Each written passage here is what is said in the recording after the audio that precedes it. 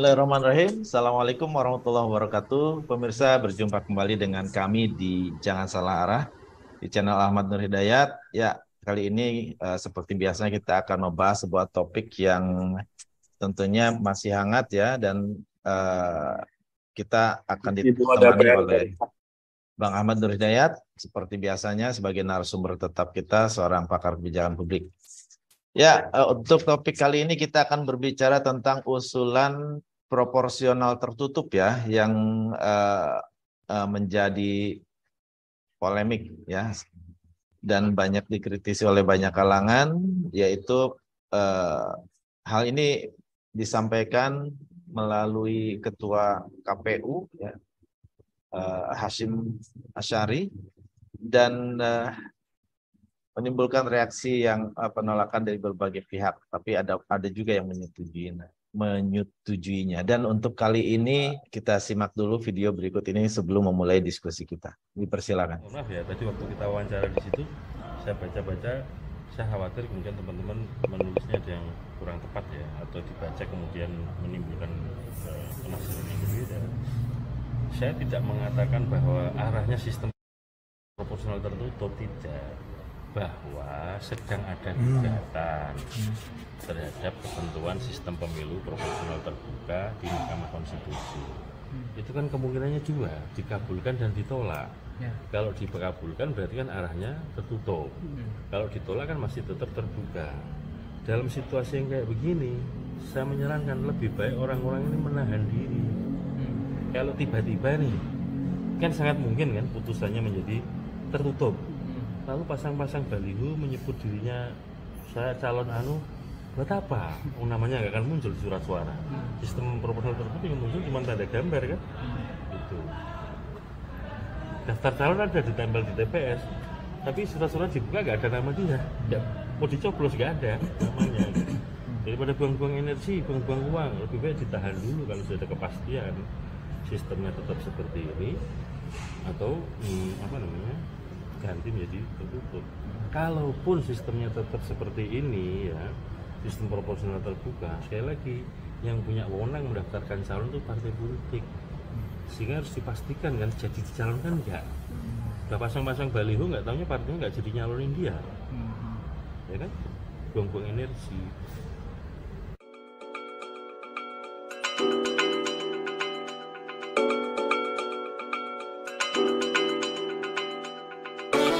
Sedikit cuplikan tadi berisi klarifikasi ya dari Ketua KPU yang berbeda dengan apa yang menjadi persepsi publik, bahwa seolah-olah KPU itu menyetujui kembalinya kepada sistem proporsional tertutup.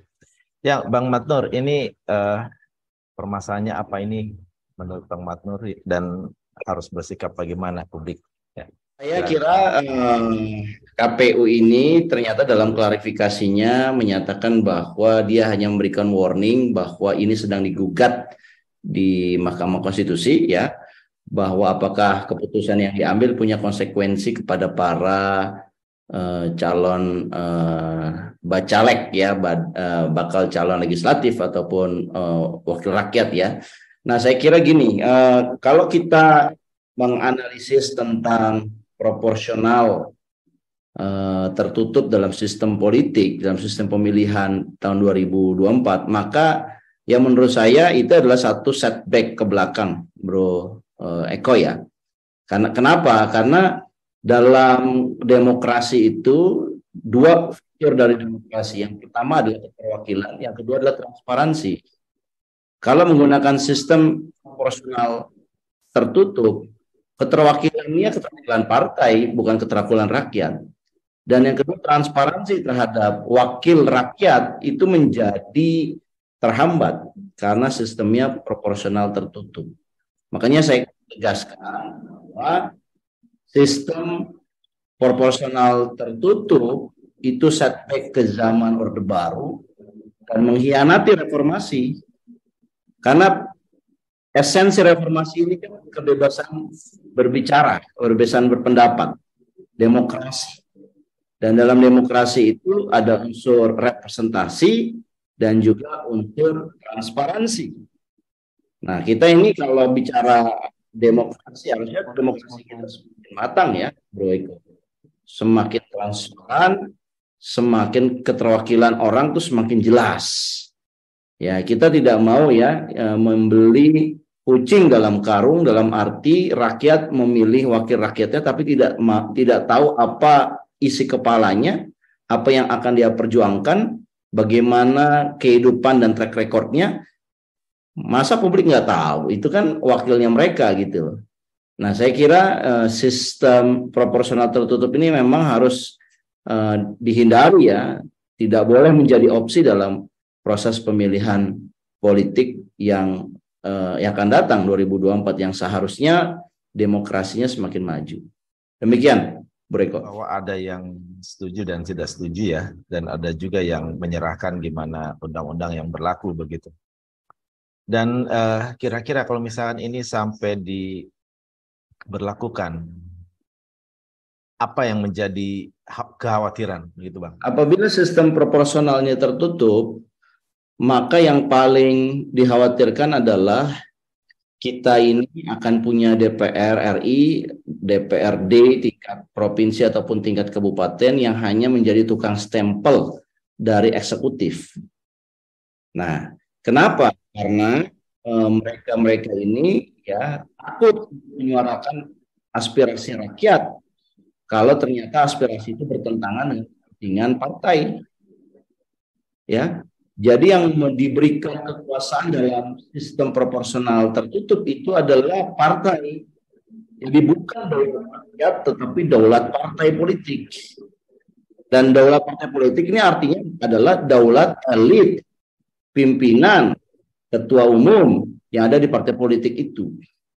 Nah, tentunya ini disebut dalam istilah ekonomi politik itu namanya adalah oligarki politik, di mana sistem politik itu hanya dikuasai oleh segelintir elit, dan elit itu adalah para pimpinan-pimpinan partai politik.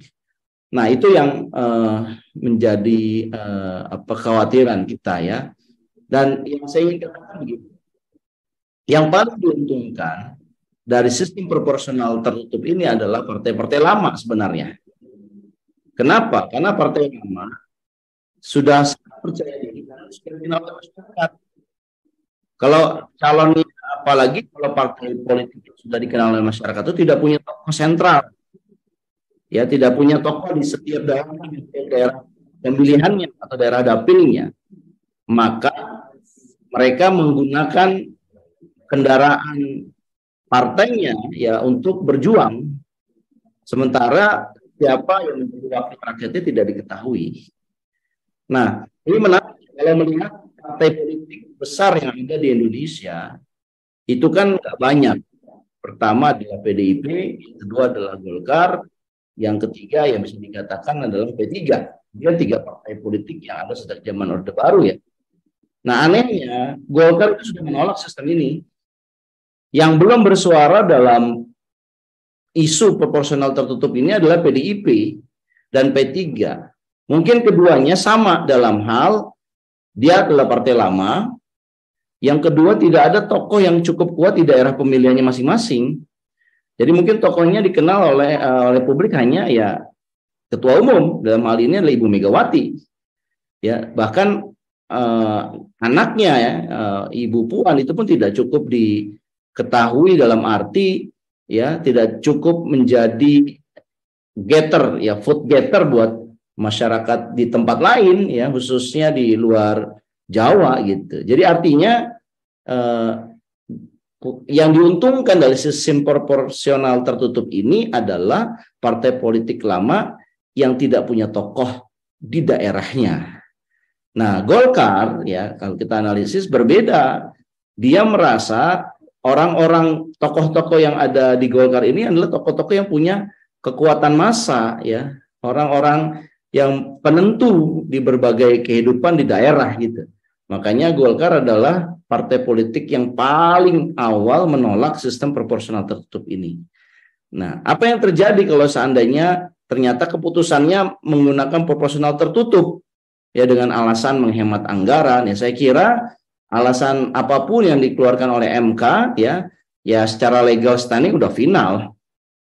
Tapi publik bisa menilai apakah kemudian MK memutuskannya secara bijak, sesuai dengan kontekstual zamannya, kekiniannya, di mana rakyat butuh demokrasi, bukan butuh ketertutupan seperti zaman Orde Baru. Ingat loh, MK ini hadir juga karena zaman keterbukaan. Jadi kalau MK ini bermain-main juga memilih zaman keterbukaan ini untuk digergaji, ya saya kira MK ini sudah dibajak ya oleh para orang-orang yang tidak mengerti esensi demokrasi. Ya saya concern kepada keputusan MK karena MK ya, akhir-akhir ini ya, Bro Eko, ini MK yang tidak menunjukkan keberpihakannya kepada suara masyarakat. Contoh misalkan ketika MK itu tidak menerima satupun gugatan tentang presidensial threshold. Presidensial threshold dibuat tinggi 20% dan anehnya menggunakan partai politik yang kadaluarsa, ya perolehan suaranya bukan yang akan datang tapi yang masa lalu gitu. Itu kan namanya suaranya kadaluarsa, tapi dijadikan bahan penentuan untuk menentukan calon presiden. Ini kan kita mikirnya sebagai publik agak-agak aneh ya keputusan MK. Nah ini kita concern kepada MK karena MK ini aneh ya keputusan-keputusannya. Semoga untuk keputusan yang proporsional tertutup atau terbuka ini tidak aneh. Tapi kalau tetap aneh, waduh itu bakal kiamat demokrasi di Indonesia itu.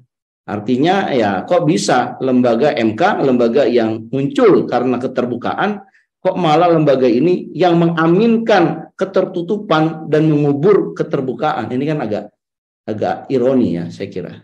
Demikian, Bro Eko. Memang publik pun bertanya-tanya ya, ini seolah-olah ini ada partai yang tidak pede dengan kandidatnya ya karena elektabilitas yang kurang bisa menyokong untuk bisa terpilih dalam pemilu ya, sehingga ada kecenderungan setuju ya, atau mungkin memperjuangkan supaya proporsional tertutup ini terwujud. Gimana pandangan Bang Matnur?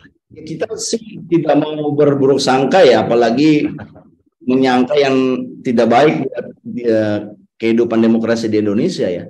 Saya masih optimis MK ini akan bergerak dengan nuraninya.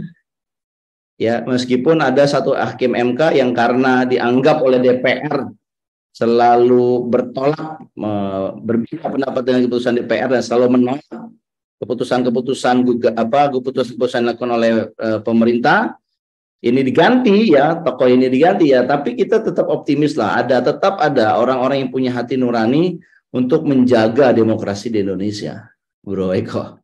Semoga ini kedepannya kita bisa pemilu 2024 terjadi dan sistem yang dipergunakan adalah yang memang dikehendaki oleh rakyat dan sehingga menghasilkan wakil-wakil atau pemimpin-pemimpin yang memang mereka kenal ya atau mereka ketahui ya begitu.